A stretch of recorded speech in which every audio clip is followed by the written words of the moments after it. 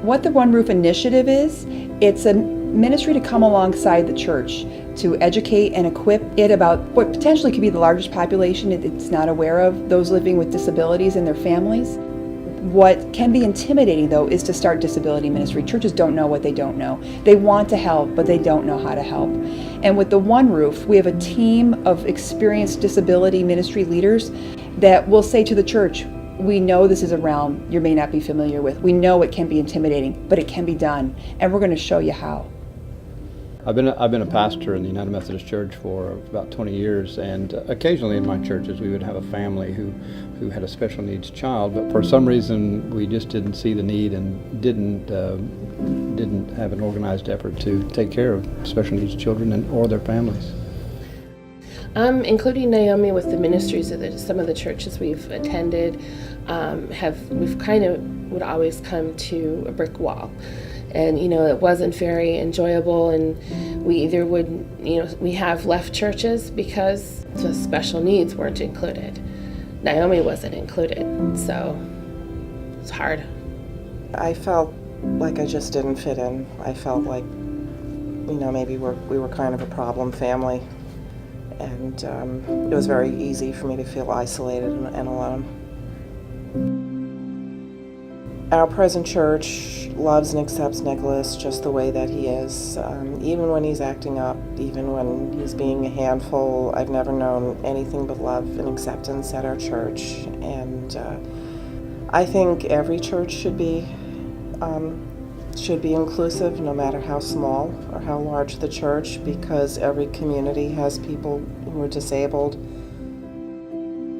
So it is important for churches to somehow, and it doesn't take an awful lot of money. When this young woman came to me with this passion, we didn't have it in our budget, but there are things you can do without money. There are accommodations you can make without money if people have a heart and a passion for these people who are just been alienated from the church. I'm very proud of my church and what it's done for my children. And that was that early on, after they got involved and everything there, they were asked to be greeters. And that's the people that stand out at the front of the church and welcome people to come. Everybody, all the people that are coming to worship. And that was the most exciting time for Ken and Kendra, because they said they want us to be greeters. We're going to welcome people to God's home. Everybody loves us, they said. This is great. And they loved it. They almost didn't want to come in just in case they missed anybody late coming in. And it was because it meant that they were totally accepted. They're representing their church. And that is true inclusion. I think it's important to get involved because you learn so much about yourself and your faith through these kids, much more than any church or anything could teach you, because these kids are pure at heart and they are an image of God.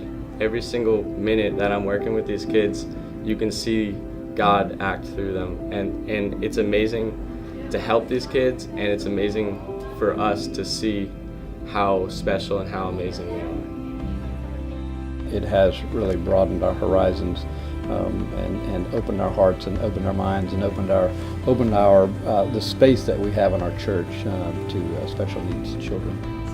I believe the church can be a force for social change in this particular realm.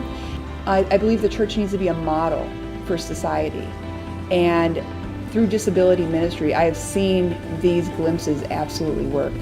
The opportunities here are immense, and for the church to use its talents, treasures, and its biblical mandate to reach out to those who are less fortunate, this is an incredible opportunity, and it will absolutely change the fabric of your church and those participating in this ministry.